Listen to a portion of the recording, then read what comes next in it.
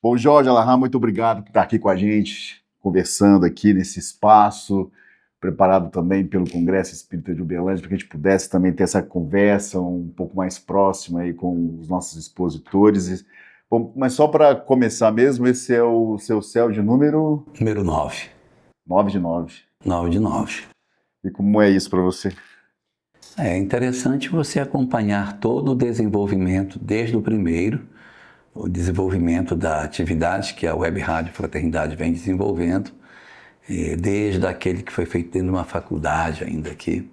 Muito legal. Uma experiência, tem sido muito bom ver a resposta do público a isso e o poder de comunicação que a gente consegue num congresso, de levar a mensagem não só de esclarecimento, mas de consolo para as pessoas. E como eventos, por que eventos como esse são importantes para os espíritas? Isso é importante por duas grandes razões.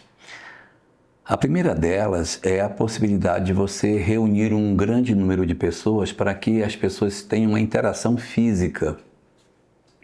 A gente possa se conhecer e assim a gente possa fortalecer o movimento espírita em termos do congraçamento. Ah, quem é da cidade tal?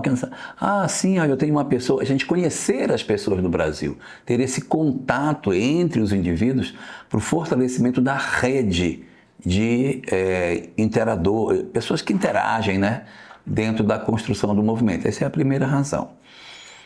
E a segunda é a possibilidade de você, num congresso, trazer um aprofundamento de temas que costumeiramente a gente não utiliza na casa espírita. Porque quando você vem para um congresso, presume-se que a gente vai oferecer algo que não seja uma palestra, um conteúdo usual dentro das nossas atividades rotineiras. E como tudo fica gravado, nada disso se perde. Então nem as pessoas perdem e nem o movimento espírita deixa de usufruir da possibilidade de aprofundamento de certas questões. Então, eventos como esse são fundamentais. A internet cumpre um papel maravilhoso de divulgação, mas o trabalho presencial ele é insubstituível. É um termômetro também para saber como anda o espiritismo nesse país?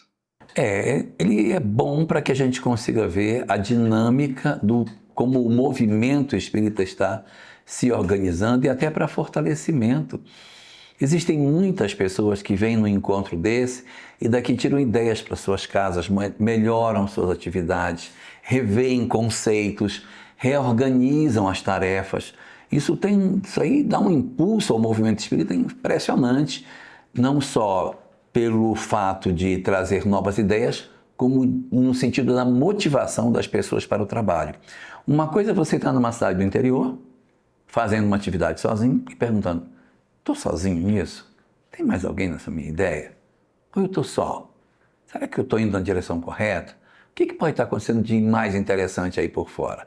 Quando você vem para um evento desse, você volta para a sua região extremamente motivado a fazer um trabalho muito melhor, porque você vê os mesmos ideais derramados por sobre todo o território brasileiro.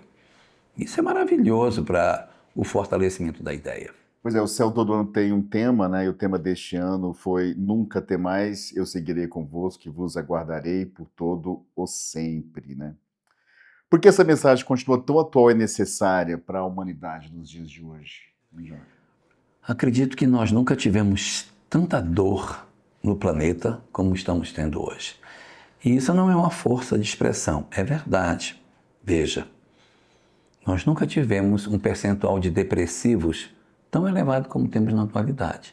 E nós tivemos guerra, pandemia, terremoto, furacão, maremoto, peste, fome, guerra.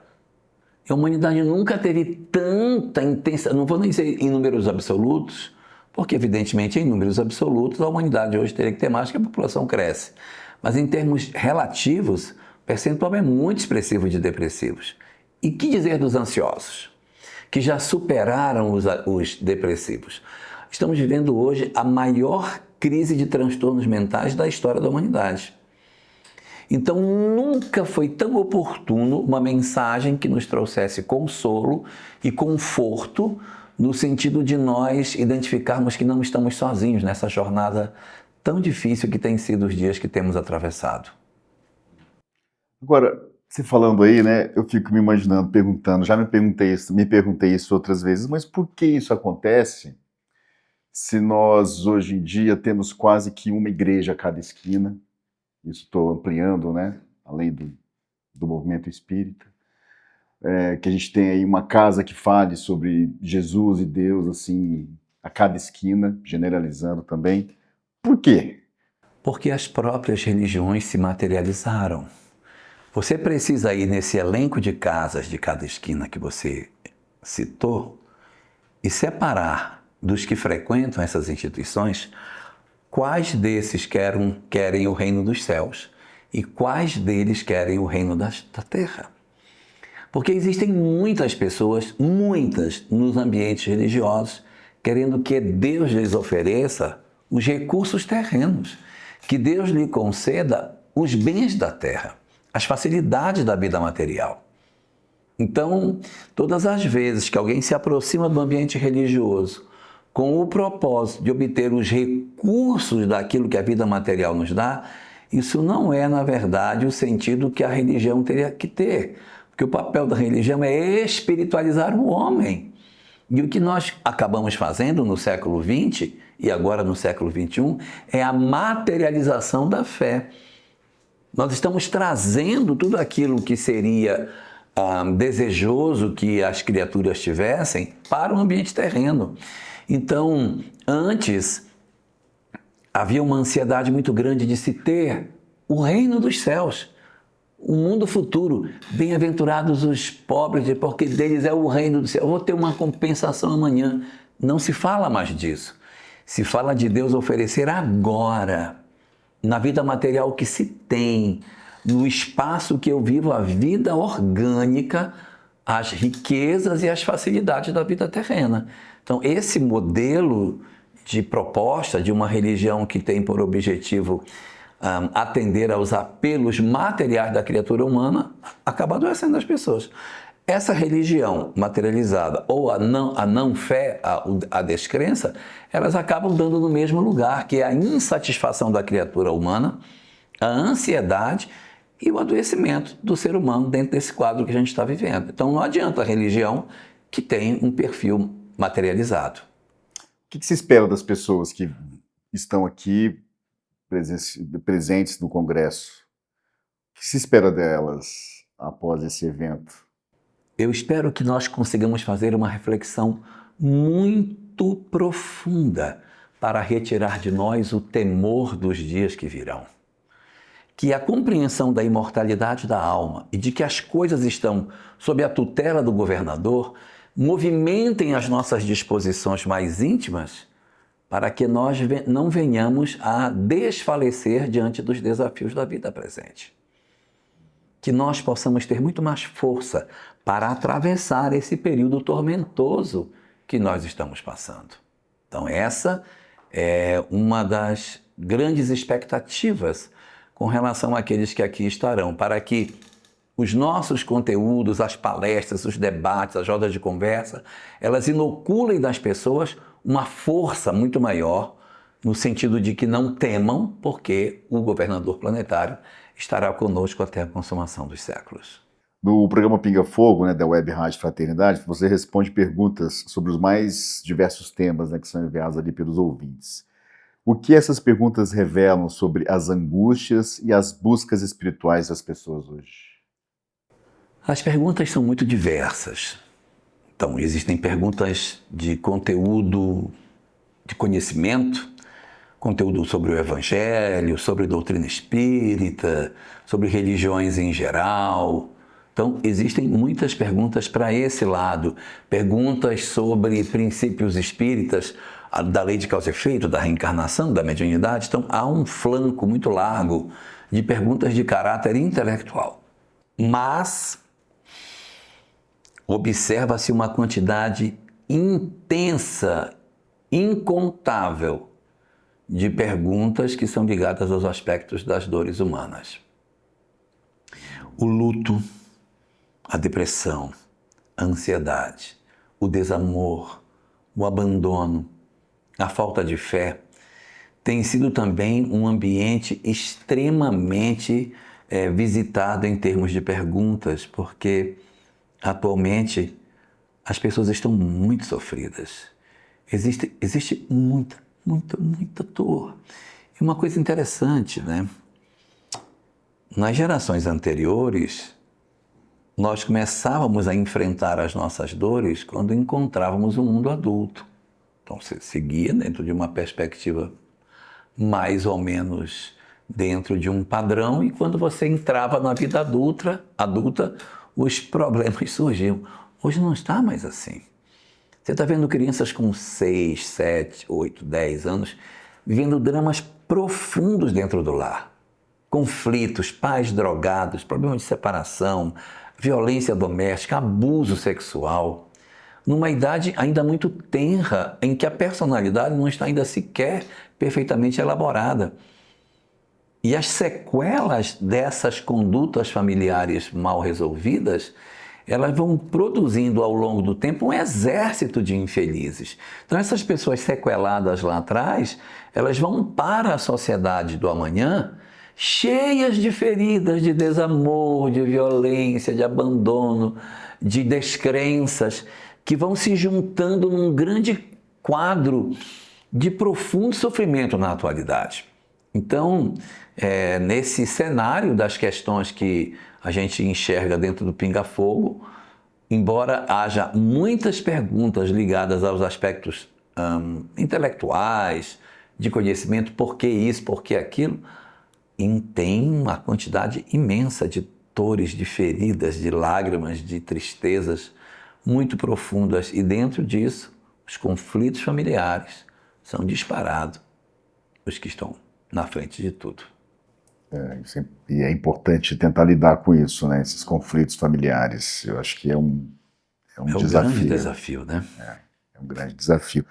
Bom, o seu tema, o tema da sua palestra é o tema do Congresso, né? E aí? Bom, essa entrevista ela vai ser exibida após o Congresso, né? Então, o que você acha que foi importante falar para as pessoas? Eu acho que foi muito importante nós oferecermos dentro do Congresso e dentro da fala final essa perspectiva na qual o nosso governador planetário nunca nos abandonou.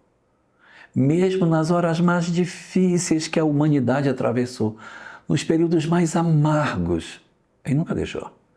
Só que a estratégia que o governador planetário usa para resolver problema é muito diferente da nossa, porque a nossa maneira de resolver é intervindo.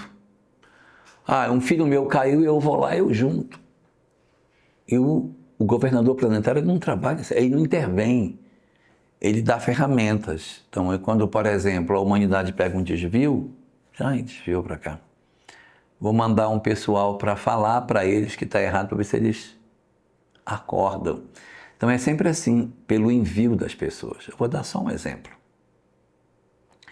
Nós vivíamos um período medieval horrível, com Inquisição, tortura, fogueira. Foi o momento que a gente chegou no ápice da intolerância religiosa. Então, quando nós estávamos ali naquele ambiente, que alguém poderia sugerir, deu tudo errado, não tem como consertar, o Cristo planetário, ele faz um século de um investimento maciço de transformações. Na área da ciência, ele mandou a imprensa revolucionou o mundo, tudo no mesmo século XV. Mandou a imprensa, revolucionou o mundo. Na área da filosofia, mandou o Renascimento, nunca mais o mundo foi o mesmo.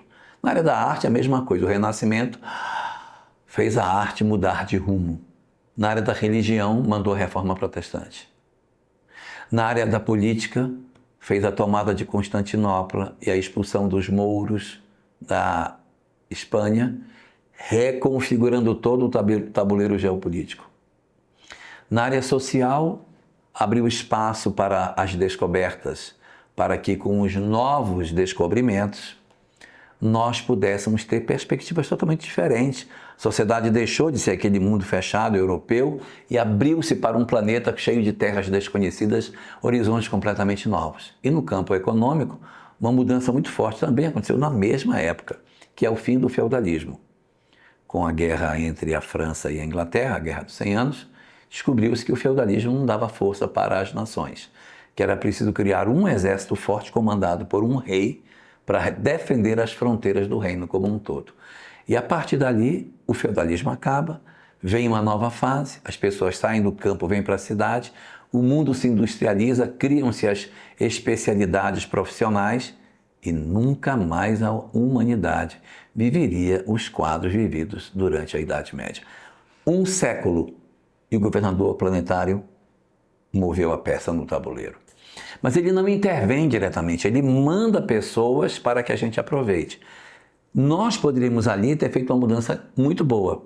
Nós pegamos todo esse conhecimento e marchamos na direção do ateísmo. Aí está aí o resultado. Nós construímos com todo o saber um caminho que não era para a gente ter tomado, que é o caminho da descrença.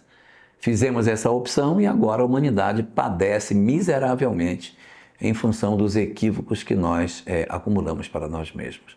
Então essa é a mensagem central que, de certa forma, o encontro e a palestra final tenta nos oferecer. Sim, o governador planetário está atento, mas a sua forma de agir não é como nós costumeiramente fazemos.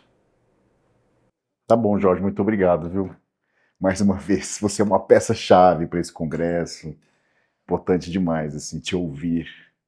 Isso é incrível. Muito bom. Obrigado, tá? Eu é que agradeço a oportunidade, a chance de estar aqui com todos. E até o 10º céu. Até o 10º céu.